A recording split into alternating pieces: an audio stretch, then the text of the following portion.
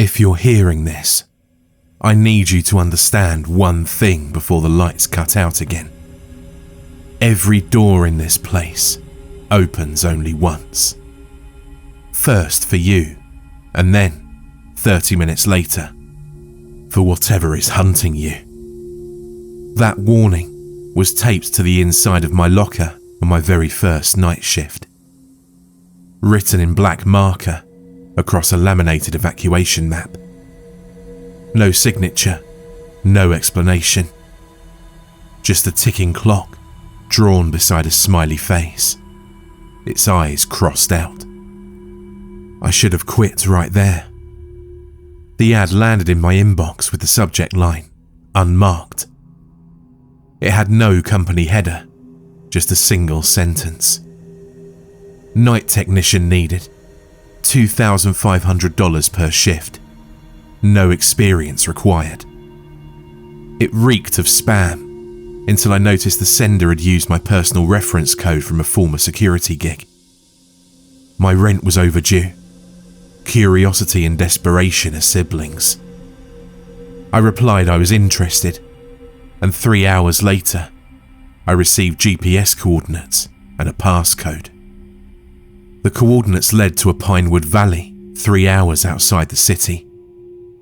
There was no signage and no buildings, just a private road that corkscrewed underground. 2 guards in matte black uniforms checked my ID and scanned my retina, while never letting me see their faces. Past them, an elevator with a digital readout that blinked 5 as we descended. When the doors opened, I stepped into a lobby painted the colour of wet cement. Fluorescent lights buzzed overhead. There was a single word stenciled on the back wall in red block letters. Facility. No company logo. That's all the place called itself. If a concrete crypt can call itself anything. A woman greeted me with a clipboard and a voice as flat as the walls. She never gave me her name, so I just called her Clipboard in my notes. She issued 3 instructions. Clock in at 2200. Clock out at 0600. Do not remove your ID lanyard. If an alarm sounds, follow the red arrows. Don't stop. I asked her what my actual duties were. Clipboard's smile looked rehearsed. You'll know when the yellow lights come on. Until then, make sure every door on your patrol route is closed. That's it? That's it. Her eyes flicked to the walls, as if checking for eavesdroppers. Remember Rule 3. She turned and was gone. Her footsteps swallowed by the corridor before I could form another question. My patrol route was a figure 8 of hallways, lined with steel doors. Each marked only by a 5-digit code beginning with 666. I joked in my head that maybe I'd landed a gig in Hell's DMV. The silence was heavy. Not the peaceful sort you find in libraries, but the hush of hospital morgues. Even my breathing sounded like vandalism. At 2211, the strip lights flickered from white to yellow, the colour of nicotine stains on an old smoker's fingers. My keycard vibrated and a timestamp blinked. 30 minutes. 30 minutes? For what? Then I remembered the locker warning. Every door in this place opens only once. First for you, and then, 30 minutes later, for whatever is hunting you. Adrenaline kicked my legs into overdrive. Door after door, I checked latches, turned bolts, slammed hatch seals. Each one closed with a pneumatic gasp, like the building exhaling in relief. The timer on my badge counted down. minute by minute. With 40 seconds left, I reached the last door on the loop. Number 66679. My hand froze. Someone on the other side whispered my name. "Evan, you're early," the voice cooed. It sounded like my college girlfriend who'd drowned 2 summers ago, but slower, as if spoken through thick syrup. I backed away. My timer hit 0. Overhead fluorescence snapped back to sterile white. The door stayed shut, silent. But the whisper lingered in my skull long after I exhaled. At 1:35, a klaxon wailed, deep and mournful, like a foghorn underwater. The corridor lights flipped to crimson. The third rule screamed in my head, so I ran. Red arrows appeared on the floor, pulsing towards a staircase. I took them 2 at a time. The siren chased me down, echoing so violently I felt it in my teeth. A shadow flickered behind me, just a shape, tall, thin, its head cocked like a curious dog. My ID card yanked tight against my throat, as if dragged by a magnet, pulling me towards the stairs. At the bottom landing, I slammed through a fire door. It locked behind me with a mechanical whine. The siren died. I was alone in a small chamber, illuminated by a single green bulb. On the wall, a chalkboard sign read, "You survived Phase 1. Return to patrol." Beneath, a piece of chalk and a box checked Phase 1. How many phases? No answer. Back on patrol, the light stayed white. But I kept hearing distant scrapes, like someone dragging rebar across tile. Near 3 a.m, I found a maintenance closet ajar. An offence to my door must be closed directive. I shut it, but as the latch clicked, I heard a breath behind me. Turning, I saw the closet door still open. Except it wasn't the same room. Instead of mops and solvents, a narrow tunnel jutted into blackness, lined with wet bricks. Warm air curled out, stinking of cut grass and summer rain. My childhood backyard. A child's laughter echoed from the tunnel. My own. The scent of lilacs punched nostalgia through my ribs. I stepped forward, hypnotized. Then, the laughter mutated, pitch shifting, slowing until it sounded like grinding metal. A shape emerged from the tunnel. Me, age 10, in my Little League uniform. Except the face slid off like melting wax, revealing a featureless slab of porcelain beneath. The boy thing charged. I slammed the door shut, crushing its hand. The porcelain cracked, leaking lucid black fluid. The door's auto-lock hissed, and silence returned. I vomited bile against the wall and kept moving. At 12 minutes past 4, I finally met another employee. No eyes. My name, not his. He wore the same grey jumpsuit, but a bandage wrapped his upper face. He leaned against the door frame, breathing through clenched teeth. "Yellow lights got you too?" he asked. I nodded, vertigo swirling. "How long have you been here?" 17 shifts. He flexed a mangled hand missing 2 fingers. "Don't believe the exit at dawn myth. They rotate the clocks. You're stuck until they say otherwise." Who's they? He shrugged. Then his bandaged eyes tracked something behind me. Time to move. A clicking echoed through the room. No Eyes unlocked a side hatch. This is a shortcut. Only have 20 minutes left. He shut it after me. I shuffled through a duct that stank of ozone.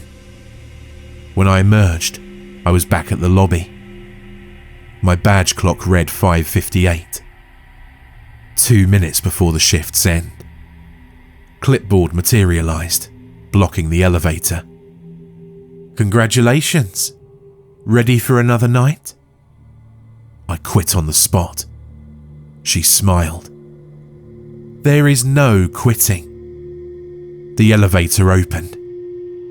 Full day staff in pristine lab coats filed out, carrying coolers that dripped blood onto the tiles.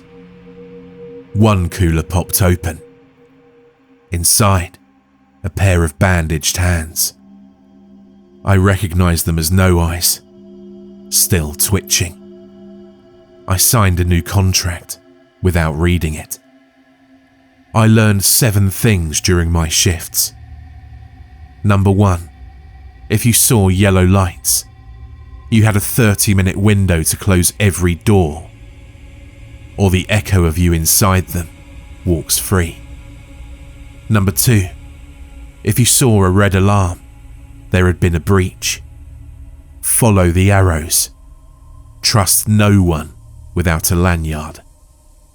Number 3, maintenance closets were actually dimensional leaks, with their contents adapted to lure you in. Number 4, there were 5 phases, although the details weren't clear. No one reports finishing phase 5 alive. Number 5, the 666 in the door codes matched to containment tier black. Opening any was grounds for termination. We didn't know what termination exactly meant for us. Number 6, the facility is bigger than its blueprint. Its hallways rewrite nightly. Number 7, and the worst one of all, none of us guarded anything. We fed it. By sealing doors, we forced anomalies back inside, like shepherding wolves into pens built from nightmares. On my 8th night, Clipboard summoned me before patrol. She handed me a new badge. Admin Override. Why me? You pass doors faster than anyone. We need you for phase 5. What's phase 5? Extraction. She gestured at security footage. A woman strapped to a gurney in a white room. A face I recognized. My college girlfriend, the one who drowned. She'd been dead for 2 years. We retrieved her echo during a breach, Clipboard said. Phase 5 returns her to stasis. Your emotional tether increases success. Terror rose deep within me. You want me to lock her behind one of those doors? Correct. I refused and turned away. The hallway stretched beyond me, but the elevator was gone, replaced by another steel door, tagged 66600. Clipboard's voice followed. Doors open once for the shepherd, once for the wolf. If you refuse, we open it for the wolf first. I faced her. I quit. Impossible. I felt something warm in my palm. The locker note, now blank, except for the X-eyed smiley. Beneath it, fresh ink bled. Every door opens for you tonight. No timers. Run. Yellow lights snapped on, but my badge timer stayed dark. doors along the corridor unlocked with hollow clicks, one by one, as if a skeletal hand tested each knob. Clipboard retreated, locking herself in security glass. I sprinted. The 666 tier doors flung wide. Hurricanes of static, forests of endless mirrors, a hallway of my screaming clones. Through one door, I glimpsed No Eyes kneeling in a field of bandages, mouthing for help, while faceless orderlies stitched his shadow to the ground. A second siren, deep violet lights this time, flashed. The walls peeled away like theatre flats, revealing a chasm where looping staircases formed a Mobius knot. Gravity faltered, and I floated, pulled towards a central maw. A door the size of a whale heart, labelled 00000. In the spinning chaos, I locked eyes with the drowned girlfriend Echo, hovering opposite me. Her skin dripped river water that flowed upward. She reached out, and I felt time recoil. If I touched her, maybe we both left, or maybe we both died. The maw opened, lined with doors within doors. I remembered the locker note's warning. First for you, then for what's hunting you. It was then that I realised the truth. The facility isn't a prison. It's a door factory. We weren't staff. We were keys. Clipboard silhouette floated above the maw, recording everything. Her smile was the last stable thing before the knot of stairs swallowed her whole. I grabbed the Echo's hand. Ice shot through my veins. Together, we crashed through the nearest door labelled Exit. I woke in my apartment bathtub, fully clothed, the water overflowing. My phone blinked 6 a.m. The facility badge lay on my chest, blank, no logo, just a smooth white card. A news broadcast on my TV showed a sinkhole where the Crescent Palms once stood. There were no survivors, and no explanation. In the mirror, my reflection blinked out of sync, 2 seconds delayed. The echo of my drowned girlfriend gazed back, trapped behind the glass. She mouthed, "Thank you." Then her face melted into porcelain blankness. My phone chimed. An email from Unmarked. Congratulations on completing Phase 5. Your new post begins tonight. Report to the coordinates below. Remember, if an alarm sounds, follow the red arrows and do not stop. Below, an address across town. The abandoned subway terminal, known for unexplained echoes. Every door opens once for me now, and I think the wolves are still hungry. So, if you find a job with no name, offering impossible pay, remember my story. Remember that doors don't care who they close on, only what they let in. And never, ever listen to the laughter coming from the maintenance closet. Macabre Horror here. Thanks so much for listening and supporting the channel. I'd appreciate if you could leave a comment below, as I love to hear from you all, and I'd appreciate if you can like and share, as that really helps as well. If you want more scary stories, check out the video or the playlist on screen.